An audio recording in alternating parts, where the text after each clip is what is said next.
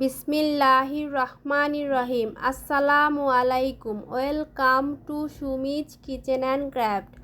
আজ রান্না করেছি রাঁধুনি মিক্সড জর্দা। জর্দাটা রাঁধুনির প্যাকেটেরটাই আমি রান্না করেছি। প্যাকেটের গায়েই সব রান্নার প্রস্তুত প্রণালী দেওয়া আছে, তবুও আমি বলে দিচ্ছি। প্রথমে পানি দিয়ে পানিটাকে ফুটিয়ে নিয়ে এক প্যাকেটে চাল দেওয়া আছে, চালটা আমি পানিতে দিয়ে দিব। পানিতে চালটা দিয়ে দিলে দেখবেন যে কালারফুল হয়ে গিয়েছে, মানে চালের মধ্যেই কালারটা দেওয়া আছে। আমরা যখন নিজেরা জর্দা রান্না করি ফ্রুট কালার ব্যবহার করে, তখন কিন্তু এত সুন্দর পারফেক্ট কালার আসে না। রাঁধুনির এই প্যাকেটের জর্দাটা রান্না করে আমি খুবই খুশি হয়েছি, কারণ আমার কাছে এই কালারটা পারফেক্ট মনে হয়েছে। এরপরে আমি অপেক্ষা করব, এটা মোটামুটি কি ফুটে যাওয়া পর্যন্ত অপেক্ষা করব। এরপর পানিটা ছেঁকে নিব। পানিটা ছেঁকে নিয়ে এরপরে আমি পানিটা ঝরিয়ে আবার পাত্রে নিয়ে নিব। যেই পাত্রে আমি সেদ্ধ করেছি ওইটাতেই নিয়ে নিব।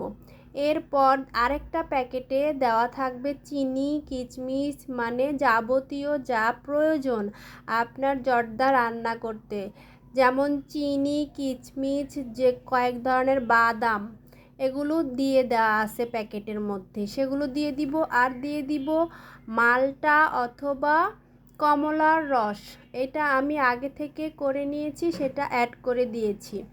এই তো এখন শুধু নেড়ে চেড়ে মিশিয়ে নিব।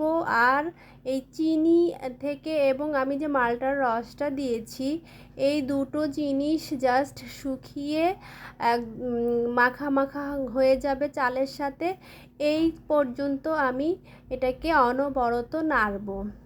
আমার কাছে প্যাকেটের এই জর্দাটা রান্না করেও খুবই ভালো লেগেছে, খেতেও এটা দারুণ হয়েছে। তাই আমার মনে হয় যে নিজেরা বিভিন্ন উপকরণ একত্র করে এনে জর্দা রেডি করার থেকে এই রেডি মিক্স রাঁধুনির জর্দাটা একবার ট্রাই করে দেখতে পারেন। এটা তৈরি করা যেমন সহজ, তেমন খেতেও খুবই মজার হয়। এখন আমি অ্যাড করে দিব কিছুটা গুঁড়ো দুধটা দিয়ে আরেকটু মিশিয়ে নিব। জাস্ট গায়ের পানিটা একদম দেখেন শুকিয়ে গিয়েছে, এখন আর তেমন কোনো পানি নেই। এই পর্যায়ে আমি গুঁড়ো দুধটা মিশিয়ে নিলেই আমার জর্দাটা রেডি হয়ে যাবে। আমার কাছে এটা অনেক সহজ মনে হয়েছে। আমরা নিজেরা তৈরি করতে গেলে অনেক উপকরণ একসাথে করতে হয়, তাছাড়া জর্দার কালারটা সঠিক আসে না।